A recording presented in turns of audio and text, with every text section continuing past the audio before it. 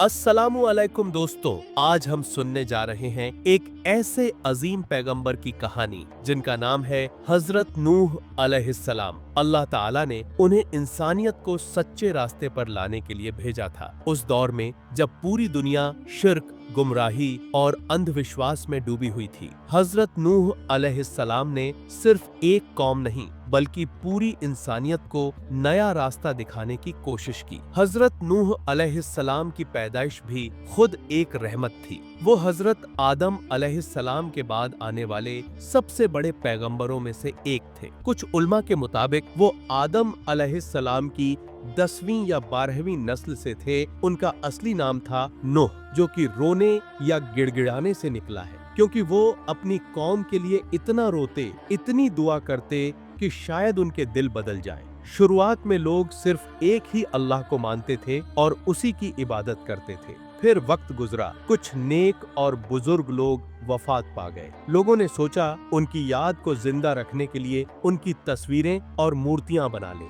शैतान ने दिलों में डाल दिया कि ये बस याद के लिए है, लेकिन धीरे धीरे वही मूर्तियां पूजा का हिस्सा बन गई और इस तरह दुनिया में पहली बार शिर्क शुरू हुआ। जब ये शिर्क बहुत बढ़ गया तो अल्लाह ने हजरत नूह अलैहिस्सलाम को नबी बनाकर भेजा। उन्होंने बड़े सब्र से लोगों को समझाना शुरू किया। दिन हो या रात, अकेले हो या भीड़ में, वो बस एक ही बात कहते, सिर्फ अल्लाह को मानो, उसी की इबादत करो। लेकिन लोग मजाक उड़ाते, पत्थर मारते और कहते, ये तो हमारी तरह का ही एक आदमी है। हजरत नूह अलैहिस्सलाम ने 950 साल तक लगातार दावत दी, मगर सिर्फ कुछ गिने चुने लोग ही ईमान लाए। आखिरकार एक दिन अल्लाह ने हुक्म दिया, अब ये लोग नहीं मानने वाले, एक कश्ती बनाओ, हम बहुत बड़ा तूफान भेजने वाले हैं। हजरत नूह अलैहिस्सलाम ने जंगल के बीच एक बड़ी सी कश्ती बनानी शुरू की। लोग हंसते और मजाक उड़ाते और ये कहते, अरे जंगल में कश्ती कौन बनाता है, लगता है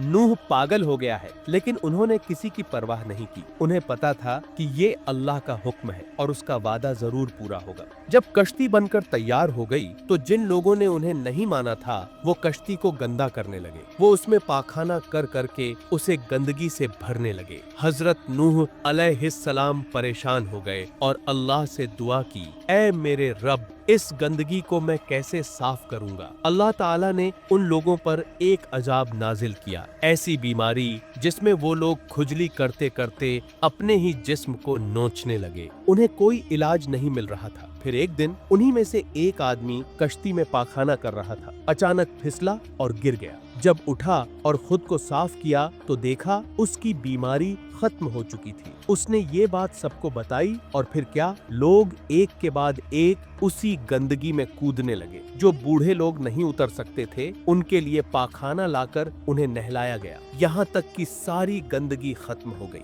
देखिए अल्लाह की कैसी ताकत है, जिन लोगों ने गंदा किया उन्हीं से साफ करवाया। इसके बाद अल्लाह के हुक्म से हर किस्म के जानवरों की एक एक जोड़ी कश्ती में चढ़ाई गई और जो लोग ईमान लाए थे उन्हें भी कश्ती में बिठाया गया। फिर वो वक्त आया जब अल्लाह का अजाब जमीन पर उतरा। आसमान से पानी बरसा, जमीन से पानी उबलने लगा। हर तरफ सिर्फ पानी ही पानी था। महल, बाजार, बुतों के मंदिर सब बह गए। सिर्फ वही लोग बचे जो कश्ती में थे। हजरत नूह अलैहिस्सलाम का एक बेटा था, कनआन। वो ईमान नहीं लाया था। जब तूफान आया तो नूह अलैहिस्सलाम ने कहा, बेटा हमारे साथ आ जा, अल्लाह के अजाब से बच जा। उसने जवाब दिया, मैं पहाड़ पर चढ़ जाऊंगा, वहीं बच जाऊंगा। हजरत नूह अलैहिस्सलाम ने कहा, आज कोई भी अल्लाह के अजाब से नहीं बच सकता। और तभी एक बड़ी लहर आई और उसे बहा ले गई। हजरत नूह अलैहिस्सलाम ने अल्लाह से कहा, वो मेरा बेटा था। अल्लाह ने फरमाया, वो तेरा बेटा नहीं था, क्योंकि उसके आमाल नेक नहीं थे। कई दिनों बाद जब पानी उतर गया तो कश्ती जाकर एक पहाड़ पर ठहर गई।